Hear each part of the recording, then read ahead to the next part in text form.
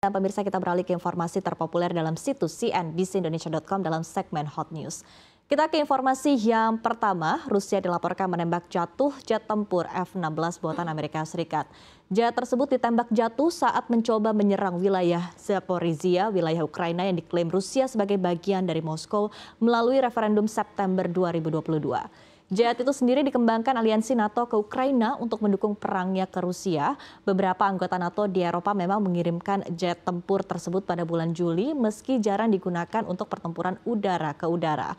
Perwakilan Wakil Ketua Dewan Koordinasi Rusia untuk Integrasi Wilayah Baru, Vladimir Rogov, mengklaim pesawat F-16 berada di posisi untuk meluncurkan serangan rudal ke wilayah tersebut.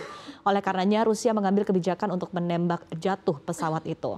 Ukraina atau Amerika Serikat sendiri belum memberikan keterangan terkait laporan ini, namun perusahaan swasta Rusia Forest telah menawarkan hadiah sekitar 2,7 miliar rupiah bagi siapapun yang menembak jatuh F-16 Ukraina pertama.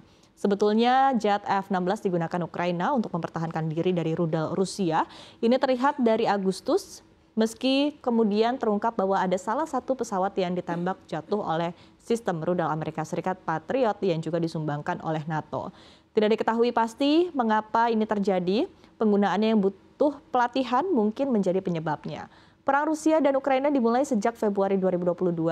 Mengutip BBC di Desember ini setidaknya 43.000 tentara Ukraina tewas dengan 370.000 terluka, sementara 198.000 tentara Rusia meregang nyawa dengan 550.000 luka akibat perang.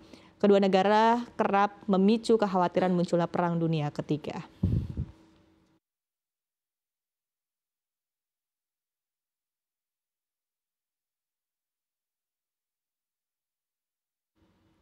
Pesawat Airbus A220-300 yang membawa 74 penumpang milik maskapai penerbangan Swiss tiba-tiba mendarat darurat pada Kamis waktu setempat. Pendaratan darurat dilakukan di Graz, Austria setelah asap memenuhi kokpit dan kabin dalam penerbangan dari Bukares, Rumania ke Zurich. AFP melaporkan 2 awak pesawat harus dilarikan ke rumah sakit karena masalah ini.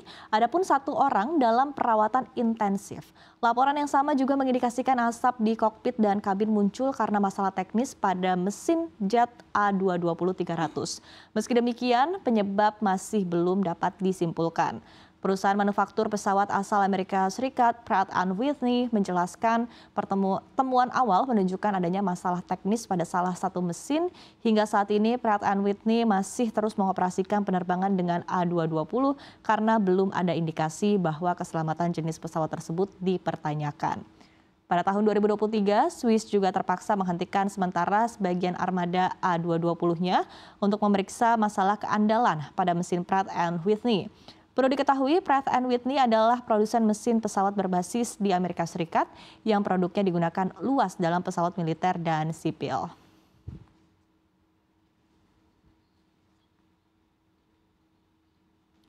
Berikutnya, Japan Airlines melaporkan serangan cyber yang menyebabkan penundaan penerbangan domestik dan internasional pada Kamis 26 Desember akibat masalah dengan sistem check-in bagasi. Maskapai tersebut telah menunda lebih dari selusin penerbangan di beberapa bandara di Jepang meskipun tidak ada pembatalan massal atau gangguan besar.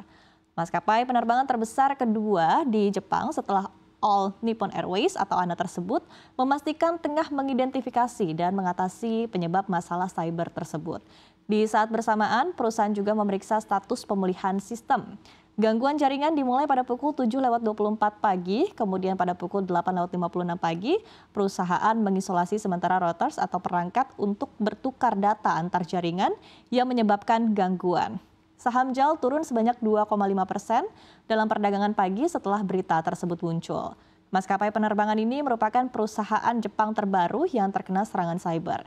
Sementara itu pada tahun 2023, Badan Antariksa Jepang, JAXA, pernah mengatakan bahwa serangan cyber banyak dilakukan oleh entitas yang tidak dikenal.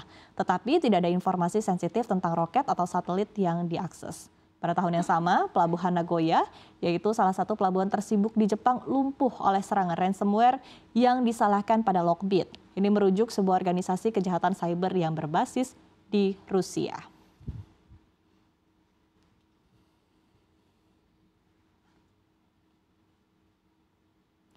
Volatilitas kondisi ekonomi dan geopolitik membuat dunia masuk ke dalam kondisi gelap, bahkan dampak rambatannya turut dirasakan oleh Indonesia. Sebelumnya Menteri Keuangan Sri Mulyani Indrawati dan juga Bank Indonesia telah menyoroti keadaan ini.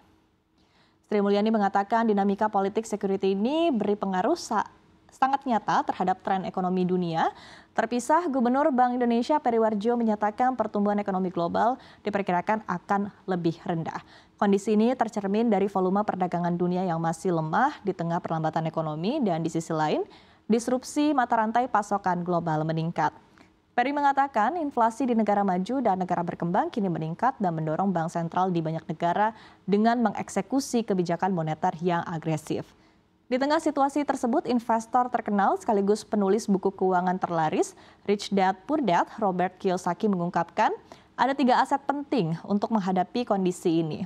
Dalam postingannya di X pada 1 Desember lalu, Kiyosaki memperingatkan akan segera terjadi keruntuhan pasar dan kemungkinan depresi hebat berikutnya. Ia menekankan bahwa membeli emas, perak, dan Bitcoin adalah pertahanan terbaik terhadap potensi keruntuhan. Ia menunjuk pada apa yang disebut sebagai 3 antek, yakni yang menjalankan Gedung Putih atau Presiden Amerika Serikat, Departemen Keuangan AS, dan Federal Reserve sebagai indikator krisis yang akan datang.